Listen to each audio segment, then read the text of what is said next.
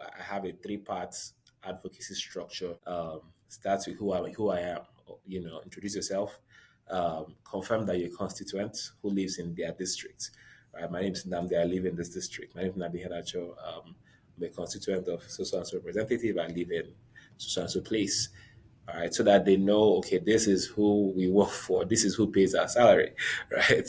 So introduce yourself, and then next you go to your problem or the story, right? Go into the story. Don't spend too much time on it. Go briefly go into that specific story about what you're bringing up, and how it affects you.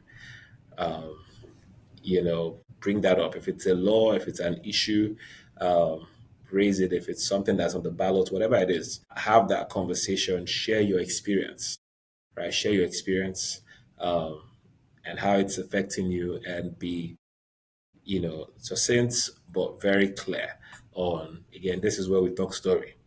And then ask. So introduce yourself. Who are you? Um, Share the problem, or with your story, and then what is your ask, right?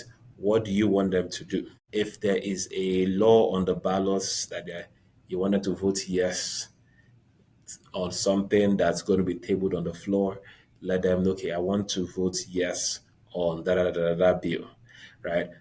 Or I need you to look into why this process is difficult like this, or I need this to be considered.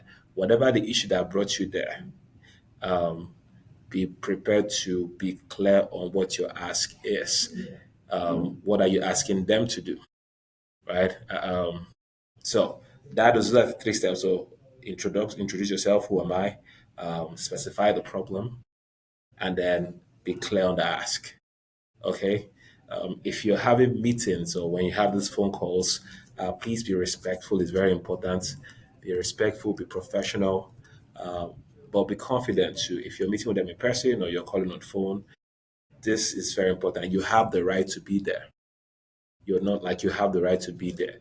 I'll tell you again, even if you're not a citizen, but you're a taxpayer, right? You are a green card holder, you pay taxes, you live in this jurisdiction, they still represent you, right? And so when you're having these conversations, have that mindset like, hey, I have the right to be here.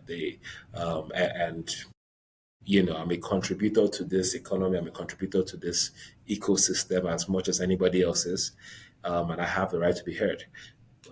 So be confident. Don't let anything shake your confidence.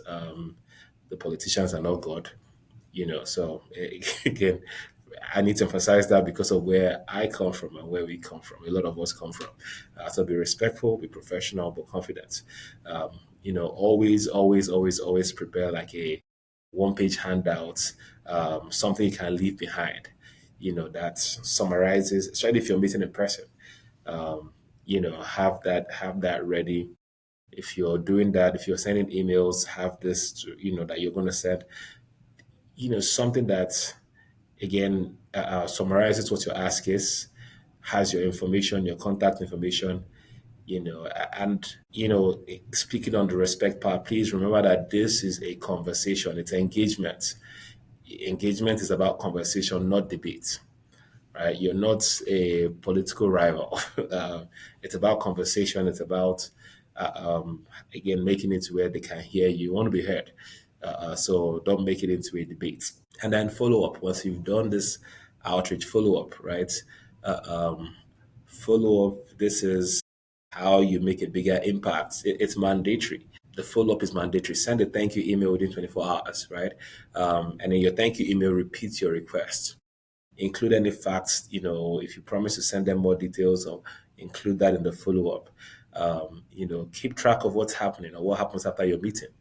But again, send that thank you email, highlight your request again in your thank you, and then make sure you're paying attention. All right. So that's the process.